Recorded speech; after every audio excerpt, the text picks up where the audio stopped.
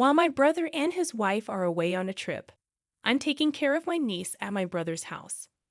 We were excitedly talking about our plans for the next day when my niece suddenly opened the closet door, as if she was getting ready for bed. I was surprised to see her climb into the closet without any hesitation. I quickly grabbed her arm, confused by what she was doing. Let me tell you a bit about myself. I'm Lily, a 24-year-old housewife. My brother is 5 years older than me. Since we lost our parents, we've always been there for each other, like best friends.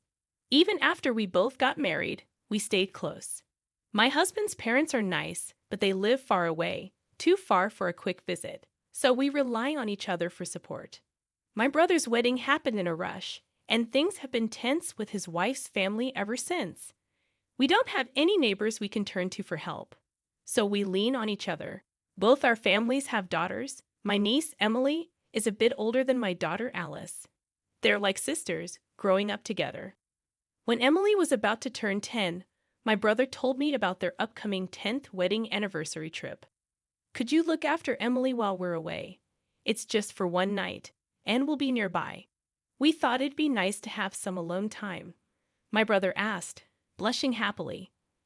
I agreed without hesitation, saying, sure, no problem. We made plans, and I asked when I should pick up Emily, but my brother said they wanted me to stay over because they were worried about leaving the house empty. Even though I teased him about being overly cautious, I agreed. I left my daughter with my husband, who was a bit unsure about sleepovers. Everything was calm until the day of their anniversary trip. As Emily's parents left, she seemed nervous. I held her hand to comfort her. Now it was just Emily and me looking after the house.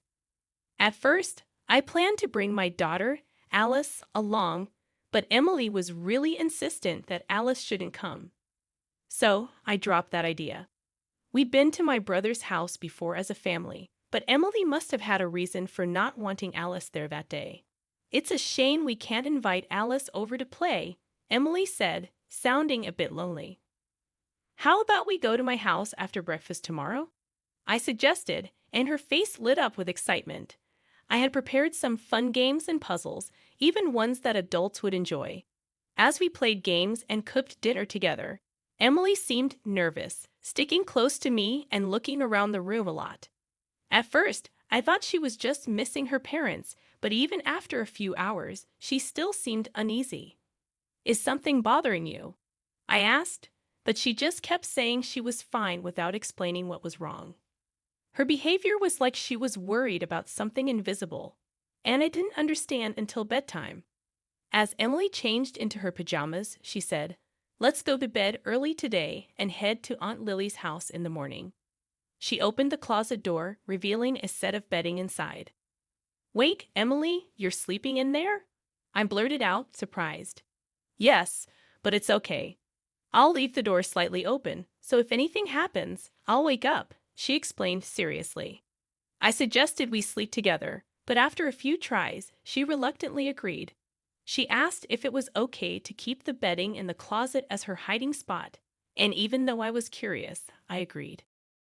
Then, I asked her why she needed a hiding place. After making me promise not to laugh, she whispered, the monster is coming. It's really scary and clever.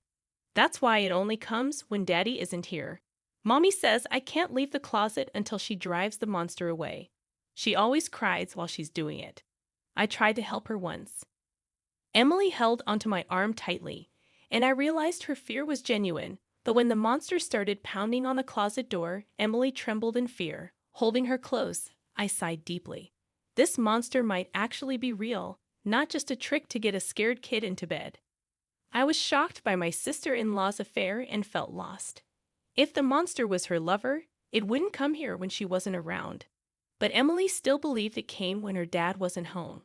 Today, with my brother away, she insisted we not invite my daughter and stuck to me like glue, watching the windows and door. Thinking of Emily and my trusting brother made me angry at my sister-in-law, but calming Emily was my priority. I squeezed her hand and smiled, reassuring her. Aunt Lily is here today.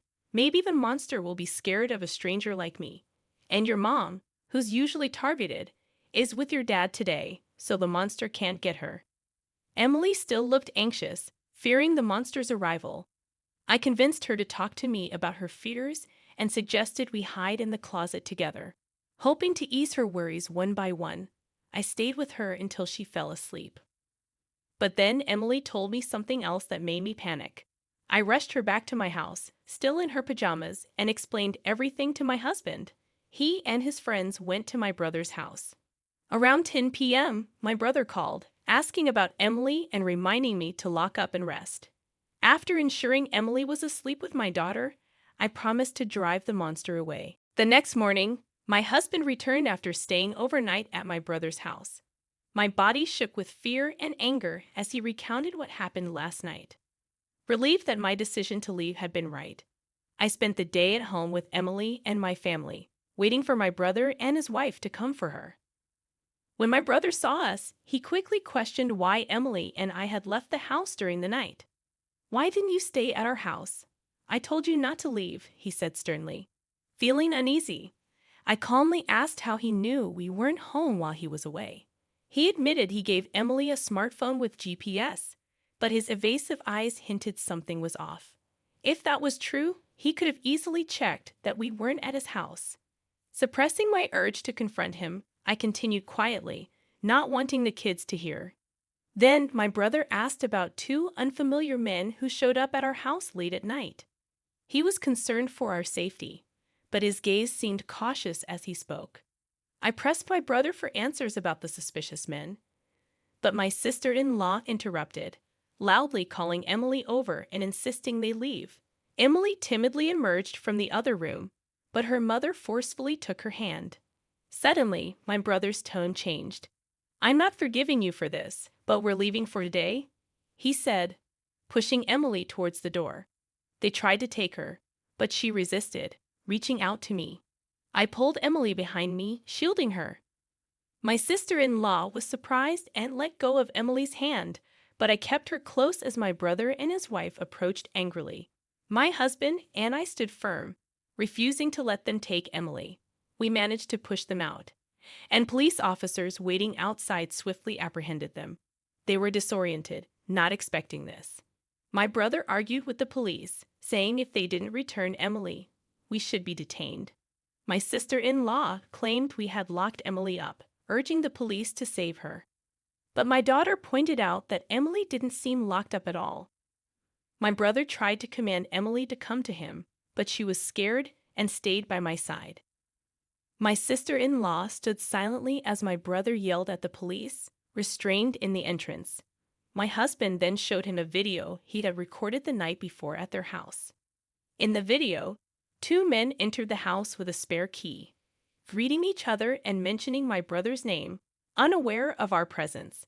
He told me it was a 30% discount because she's his sister. One of them smirked, glancing at my husband and his friends. When my husband's friend dodged the question, one of the men bragged about getting an even bigger discount because they were good friends with my brother and his wife, even mentioning a specific amount. "We're lucky we get to play with the kids today," one of them said with a grotesque laugh. My skin crawled just listening to the audio. Then my husband's friends started bombarding them with questions, asking if they often came here and if they always came together. Sensing something was wrong, the men asked where Emily and I were. When they saw my husband's angry expression as he said we weren't here, they realized the seriousness and quickly fled. They either didn't know about my husband's recording or chose not to mention it.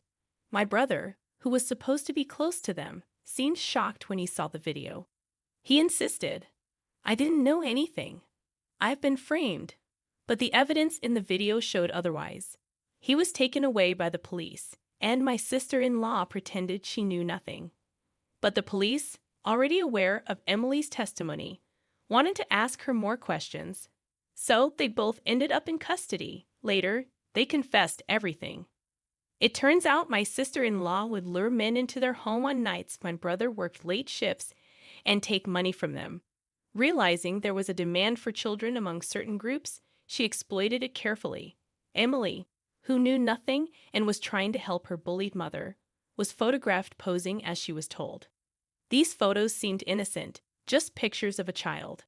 but my sister-in-law would develop them and show them to her customers, creating a bidding war as if at an auction. Strangely, she only lent out the photos, never selling them. Though despicable, this should have had nothing to do with my husband and me. But when my brother found out about his wife's business, instead of stopping her or protecting Emily, he started gathering men to become customers. More customers meant more money. He even tried to involve me, planning to force me into it and threatening me with photos of the scene.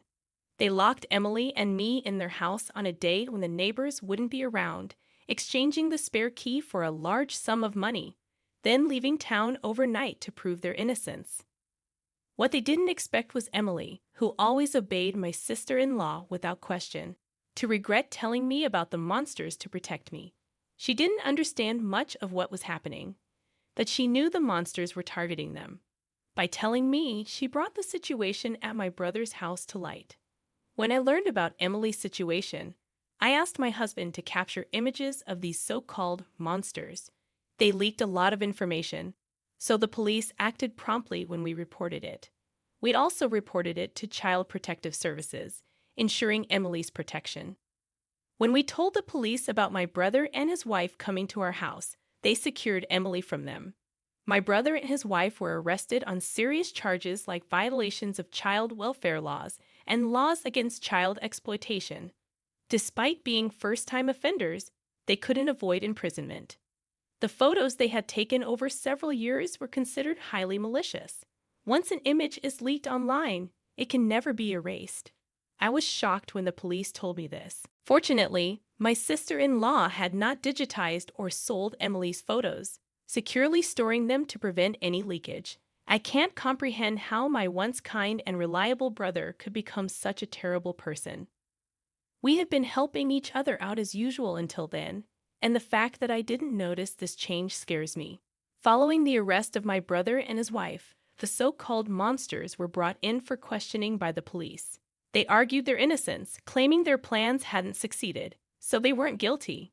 However, the discovery of someone else's child's photos at their place and their involvement in other criminal acts confessed by my brother and his wife during interrogation led to their arrest on multiple charges. After dealing with these monsters in our lives, we went to Child Protective Services to inquire about Emily's situation. Her parents' arrest left her without anyone to care for her, and they were unfit guardians, so custody of Emily was taken away from them. Since neither my brother nor I have living parents, and my sister-in-law's family is estranged, Emily would have been placed with foster parents if no one from her family agreed to take her in. After discussing it with my husband, we decided to adopt Emily. To me, she's not just someone I'm indebted to, but also a girl I've grown to love as my own daughter. Leaving her was simply unbearable.